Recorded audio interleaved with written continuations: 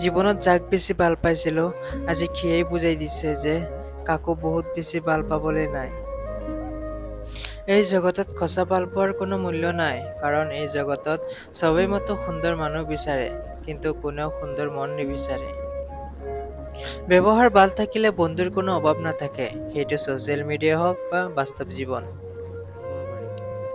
মিছাকে হাঁহিব পাৰিলেও মিছাকে কান্দিব পৰা নাযায়, কাৰণ হাঁহি বাহিৰৰ পৰা আহে আৰু কন্দা আহে ভিতৰৰ পৰা। তোমাৰ দুৰ্বলতাৰ কথাখিনি মতো তাৰ লগতে শ্বেয়াৰ কৰা, যিয়ে তোমাৰ বেয়া সময়তো তোমাৰ কাষত থাকে। পাৰিলে ভাল পোৱা, নোৱাৰিলে ঘৃণা কৰা, তথাপিও অৱহেলা নকৰিবা।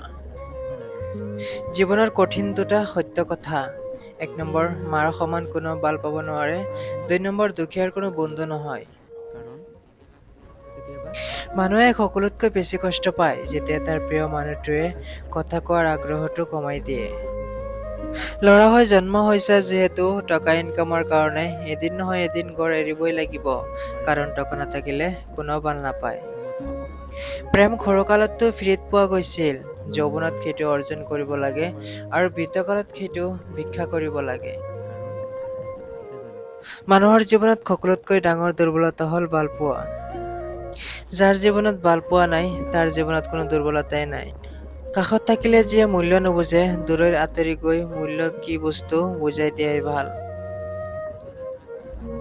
কি হ'ব ইমান পাৰফেক্ট মানুহ বিচাৰি, যদি তাত সঁচা ভাল পোৱাই নাথাকে? এজনে সময় পালেই মাত্ৰ মেছেজ কৰে, আৰু আনজনে মূৰ্খৰ নিচিনা সেই মেছেজৰ অপেক্ষাতে বহি থাকে।